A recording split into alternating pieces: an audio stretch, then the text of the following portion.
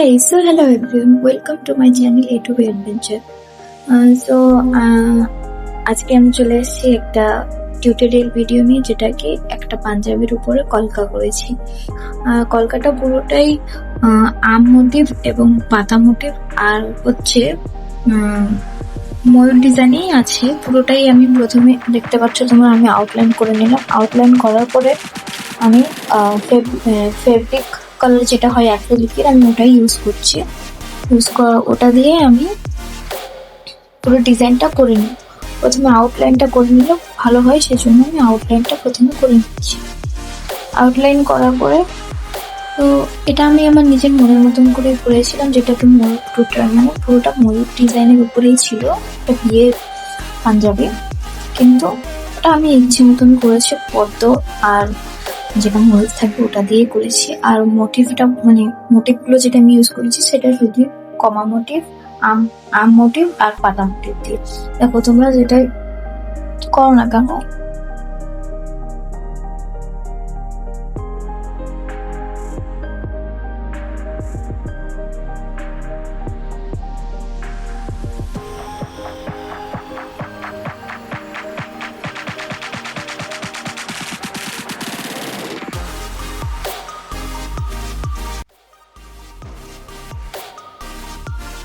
তো তোমরা দেখতেই পাচ্ছ আমি প্রথমে যেটা নেকের কাছে হয়, তখন ওখানে আমি দুটো রাউন্ড করে, মানে হাফ সার্কেল টাইপের আমি দাগ দিয়েছিলাম, সেটাকেই আমি প্রথমে করছি।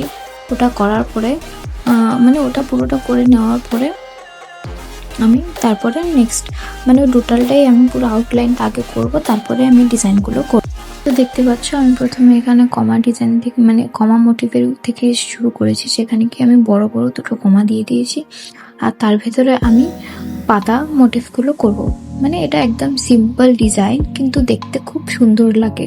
আর কলকাটা তোমরা যখনই করবে, কমা মোটিভ আর পাতা মোটিভটা যতই সুন্দর করে বানাবে তত সুন্দর দেখতে লাগবে। তো আমি এটা পরপর আমি এখানে 3টে করে নিয়েছিলাম, মানে কমা মোটিভের ভিতরেই আমি পাতা মোটিভ দিয়ে ডিজাইনটা, নেকের কাছে যে ডিজাইনটা করেছিলাম, যেটাকে একদম সিম্পল।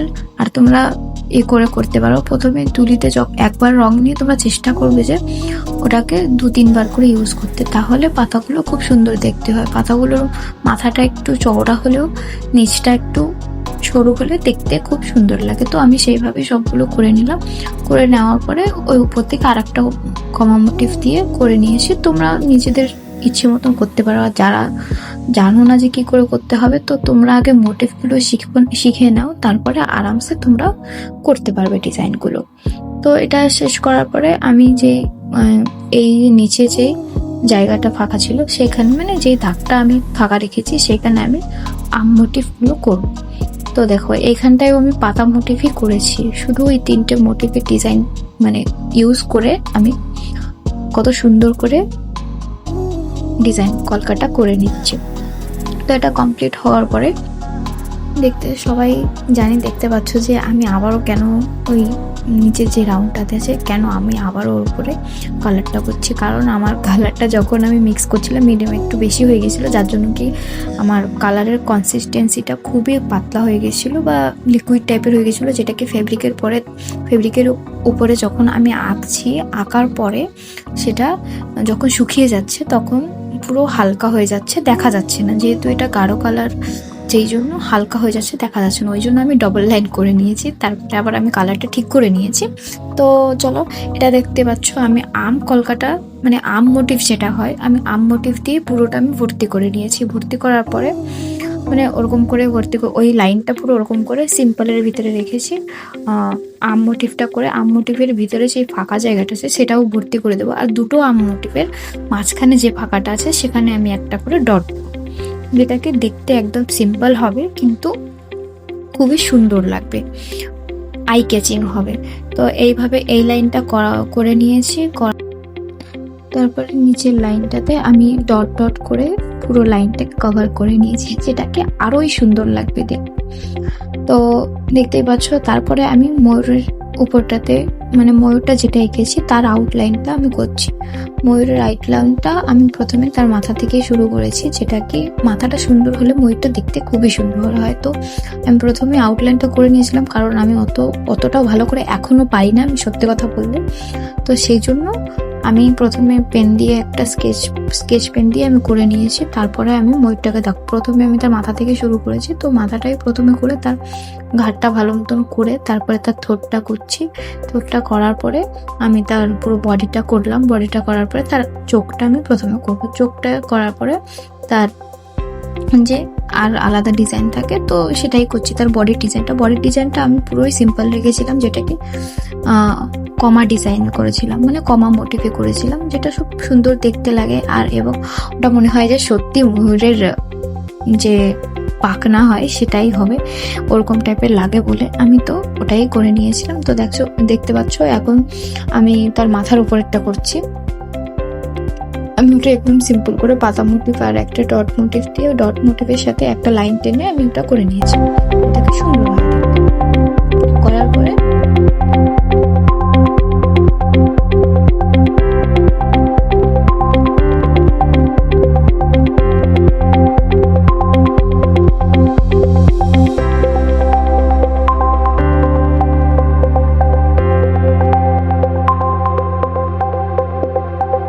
কাছে একটা সিম্পল ডিজাইন করেছি, দুটো দাগ টেনে তার উপরে ডট, নিচে ডট দিয়ে আর একটা পাতা মোটিভ দিয়ে জায়গাটা আমি ভর্তি করে নিয়েছি। তো জায়গাটা ভর্তি করার পরে তার যে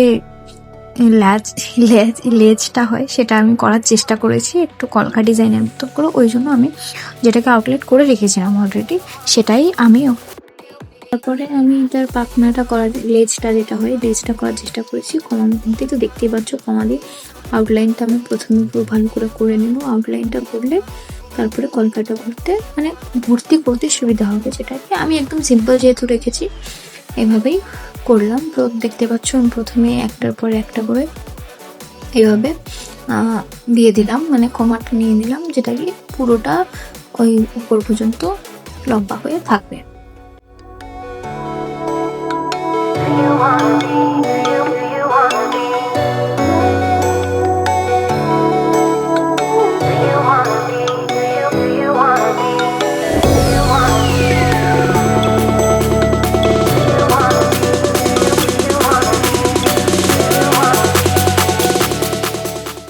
তারপরে এই ময়ূরের যে মানে বডিটা হয় সেটাকে আমি কমা ডিজাইন দিয়ে ফিল আপ করে নিয়েছিলাম। কমা ডিজাইন দিয়ে ফিল আপ করার পরে তার মাঝখানে একটা ছোট ছোট ডট দিয়ে দিয়েছি, যেটাকে দেখতে খুবই সুন্দর হয়। তো এরকম সুন্দর সুন্দর কলকা টিউটোরিয়াল ভিডিও যদি তোমরা দেখতে চাও এখনই আমার চ্যানেলকে সাবস্ক্রাইব করো এবং ইনস্টাগ্রামে গিয়ে ফলো করতে পারো, ইউটিউবে অ্যাডভেঞ্চার।